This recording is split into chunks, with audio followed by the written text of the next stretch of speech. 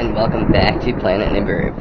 So we're going to be talking about an article that I just discovered and was reading, and it's about a planet that they've discovered. They say it's about 1,000 light years from here, and that planet, it gets so hot on that planet that it rains rubies and sapphires down onto the planet.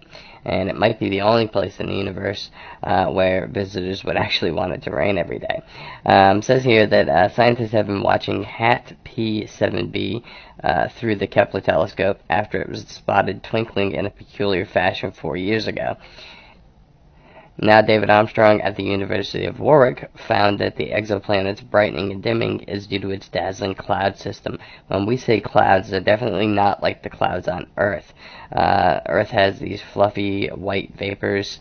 That's what we're used to seeing. The clouds on HAT P7b are made from corundum, and that is the same mineral that produces rubies and sapphires here on Earth.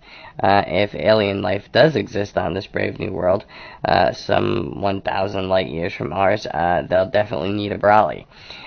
So this planet evidently gets so hot that the minerals vaporize in the atmosphere, and it rains liquid jewels onto the planet below, only to have them, I would guess, harden as it hits the surface of the planet.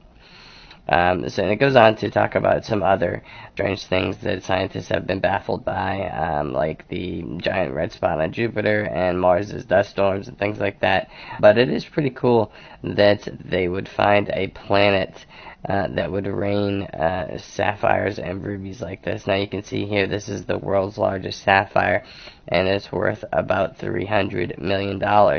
And that's a pretty sizable sapphire. I'm assuming on this other planet, though, it would not be such a sizable sapphire. I'm sure that there would be many that are much bigger there.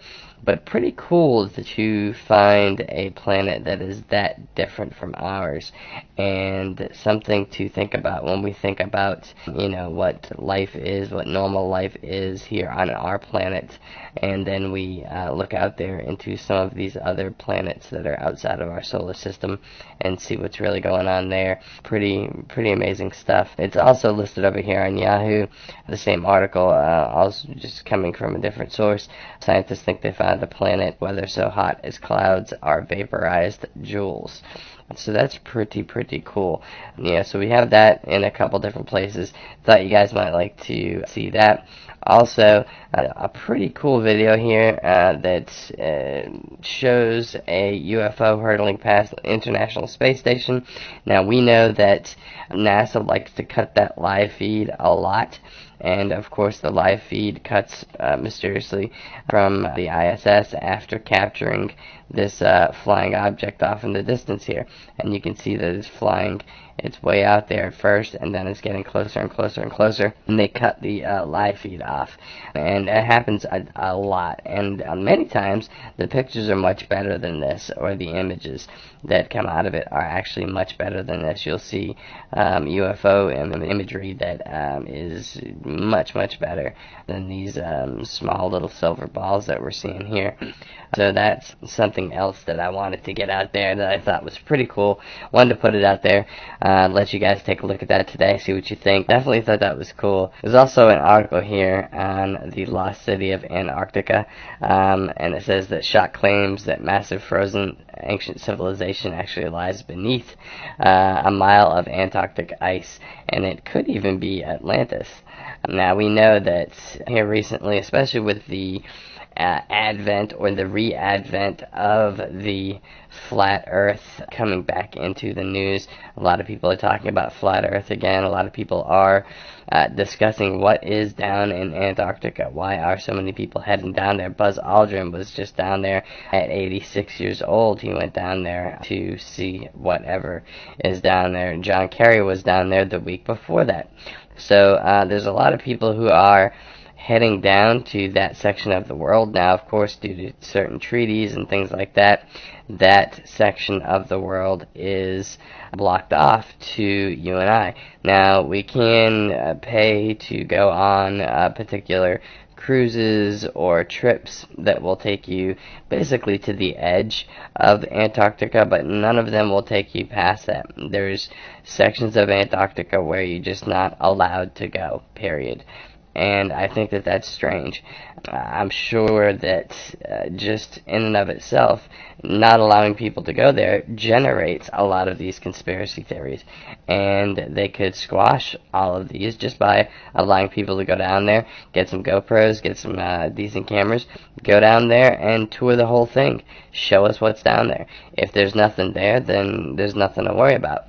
However, if there is some things down there, wouldn't it be awesome to share that with the world?